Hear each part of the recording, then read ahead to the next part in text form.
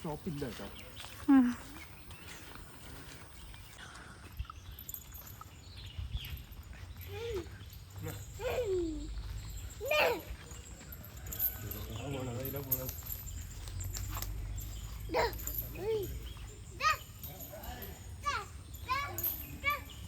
താഴെ തരേ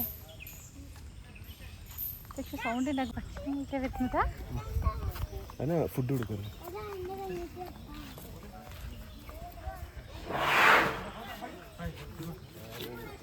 നല്ല പതി നല്ല കൂടിയത് 32 ദിവസം.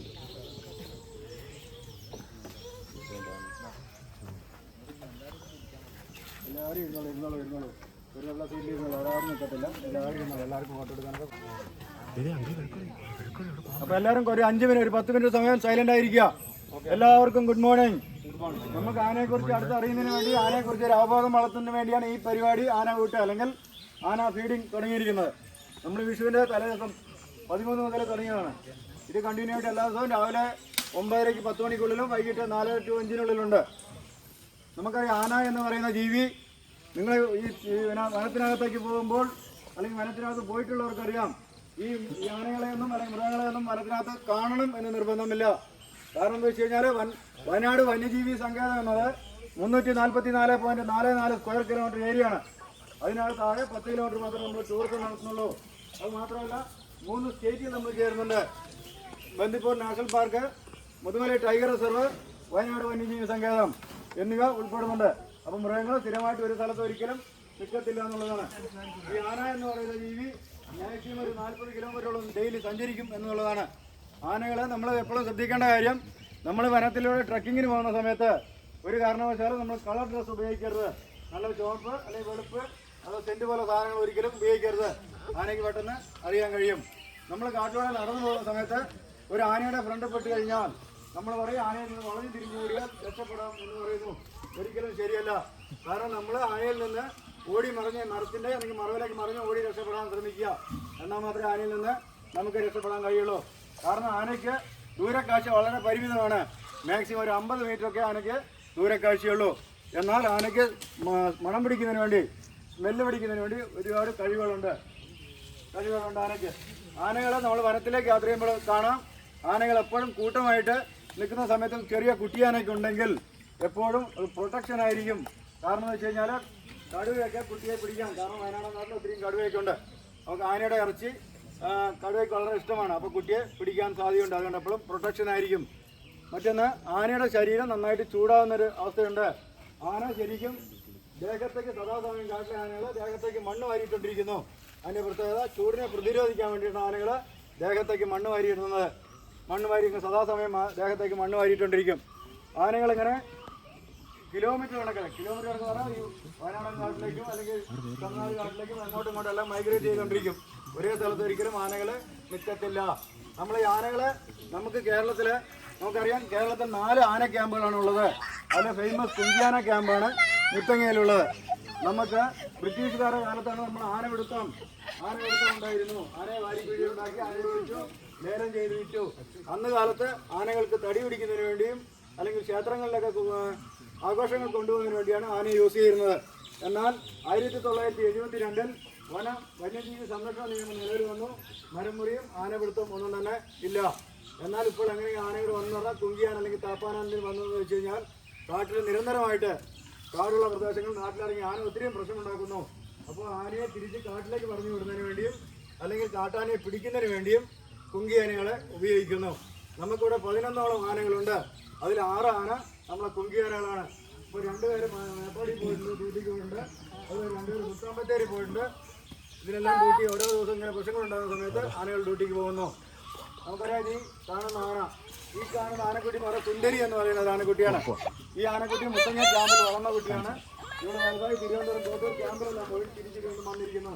കുങ്കിയാന പരിശീലനത്തിന് വേണ്ടി വന്നിരിക്കുന്നു. ഇത് സ്ഥിരമായിട്ട് മുത്തങ്ങ ക്യാമ്പിൽ തന്നെ ഉണ്ടാവും. അവർക്ക് 17 വയസ്സായി. അതിന് തൊട്ടടുത്ത് സൂര്യ എന്ന് പറയുന്ന ആനയാണ്. ഇവിടെ മുത്തങ്ങയിൽ വളർന്ന് വലുതായ ആനയാണ്. ആ ആന ഇപ്പോൾ ശരിക്കും താപ്പാൻ അല്ലെങ്കിൽ കുങ്കിയാനയായിട്ട് അവനെ യൂസ് ചെയ്യുന്നു. അവന് 32 വയസ്സായി. അതിന് തൊട്ടടുത്ത് നിൽക്കുന്ന ആനക്കുട്ടി അത് മെയിലാണ്, മോഴ ആനക്കുട്ടിയാണ്. PM2 അല്ലെങ്കിൽ പല്ലവ്. ഈ ആനക്കുട്ടി നിരന്തരമായിട്ട് തമിഴ്നാട്ടിലെ പന്തലൂർ എന്ന പ്രദേശത്ത് നാട്ടിലിറങ്ങി പ്രശ്നം ഉണ്ടാക്കിയ ഒരു ആനക്കുട്ടിയാണ്. ആ ആനക്കുട്ടി ഒരു മയക്കൊടി വെച്ചു, റേഡിയോ കോളർ ഘടിപ്പിച്ചതിന് ശേഷം കാട്ടിലേക്ക് പറഞ്ഞു വിട്ടു. അവൻ നേരെ ബന്ദിപ്പൂർ വനത്തിലേക്ക് കയറി. അത് തിരിച്ച് വയനാട് വന്യജീവി സങ്കേതത്തിലേക്ക് വന്നു. അവൻ ഒരു സുപ്രഭാതത്തിൽ സുൽത്താൻ ബത്തേരി ടൗണിലൂടെ നടന്നു. ഏർലി മോർണിംഗ് ഒരു വെളുപ്പാങ്കാലത്തും കൊച്ചു വെളുപ്പാങ്കാലത്തും നടന്നു.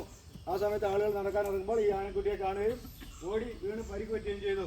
അതിന് ആളുകൾ ആനയെ ആക്രമിച്ചെന്നുള്ള വിവാദം ഉണ്ടാക്കുകയും ആ ആനയെ പിടിച്ച് നമ്മൾ പെരുക്കി ഇവിടെ ഇട്ടിരിക്കുന്നു. അവനെ മുഖ്യനായിട്ട് പരിശീലനം നേടിക്കൊണ്ടിരിക്കുന്നു. അവന് ആകെ 15 വയസ്സ് മാത്രമേ ആയിട്ടുള്ളൂ. അവനിവിടെ വന്നിട്ട് 2 വർഷം മാത്രമേ ആയിട്ടുള്ളൂ.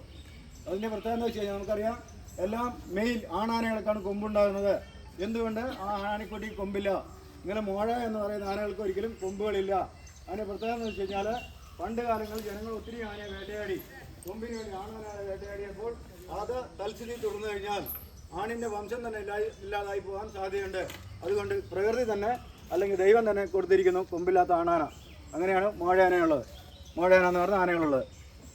അപ്പോൾ അത്രയും ആനയുടെ കാര്യം. ഈ ആനയ്ക്ക് കൊടുക്കുന്ന ഫുഡിൻ്റെ കാര്യം പറഞ്ഞേക്കാം. ഈ ആനയ്ക്ക് കൊടുക്കുന്ന ഫുഡ് എന്ന് പറഞ്ഞു കഴിഞ്ഞാൽ ഒരു 4 കിലോ അരി, അതുപോലെ 3 കിലോ റാഗി, 2 കിലോ ആട്ട, 1 കിലോ ചെറുപയർ, ശകല ഉപ്പ്, ശർക്കര ഇത് ചേർത്ത് കാലത്തും വൈകിട്ടും കൊടുക്കാറുണ്ട് ആനയ്ക്ക്. അപ്പോൾ ഈ ആനയ്ക്ക് ഇതുകൊണ്ട് മാത്രം മതിയാവില്ല എന്നുള്ളത് നമുക്ക് ഏവർക്കും തിരിച്ചറിയാൻ കഴിയും. കാരണം ഇത് മാത്രമല്ല, ഒരു ദിവസം ഒരു ആനയ്ക്ക് 200 കിലോ പുല്ല്, 80 കിലോ ചപ്പ് ഇങ്ങനെ ഡെയിലി ആനകൾക്ക് കൊടുത്തു വരുന്നു. ഇത്രയ്ക്ക് ആനയെക്കുറിച്ച് പറയാനുള്ളൂ. ആർക്കെങ്കിലും എന്തെങ്കിലും ഡൗട്ടുകളോ സംശയങ്ങളോട് ചോദിക്കാം, പറയാം. പിന്നെ വേറൊരു കാര്യം ശ്രദ്ധിക്കുക, നമ്മുടെ നാട്ടിൽ കാണുന്ന ആന കാലും കയ്യെല്ലാം നല്ല പരിക്കുകളായിരിക്കും, വ്രണങ്ങൾ, മുറിവുകളായിരിക്കാം. പക്ഷേ ഇവിടുത്തെ ആനകൾ എന്ത് ചെയ്യുന്നു? ഒറ്റ ചങ്ങലയിലിട്ട് ഇവിടെ നാച്ചുറലായിട്ട് സ്വാഭാവികമായിട്ട് ജീവിക്കുന്ന രീതിയിലാണ് ആനയെ വിടുന്നത്. പെണ്ണാണ്, സുന്ദരിയാണ്, 17 വയസ്സായിട്ടുള്ളൂ, പെൺകുട്ടിയാണ്, 17 വയസ്സ്.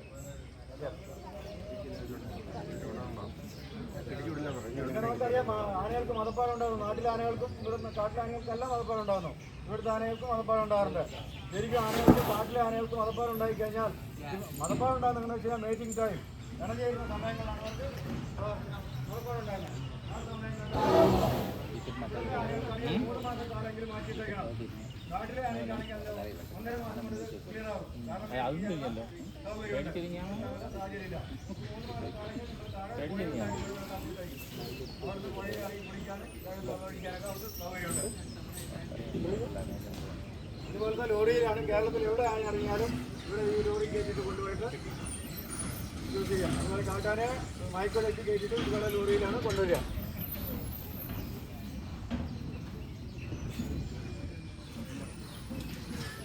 ഒരു കാരണവശാലും കളർ ഡ്രസ് ഉപയോഗിക്കരുത്.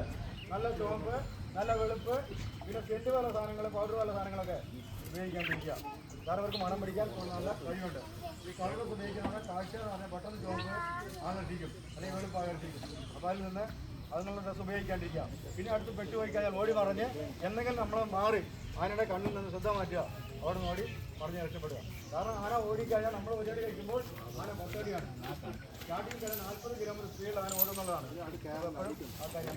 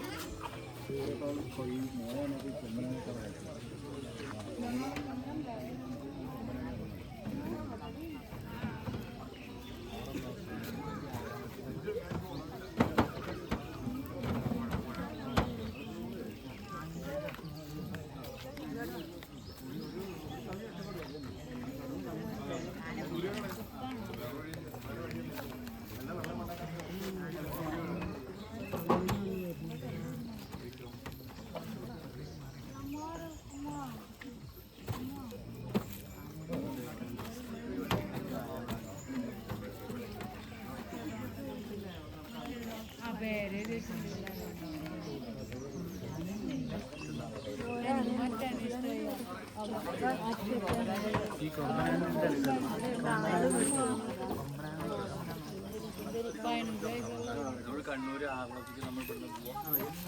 എവിടെയാണ് ഇവിടെ മാത്രം നമുക്ക് ഈ ആന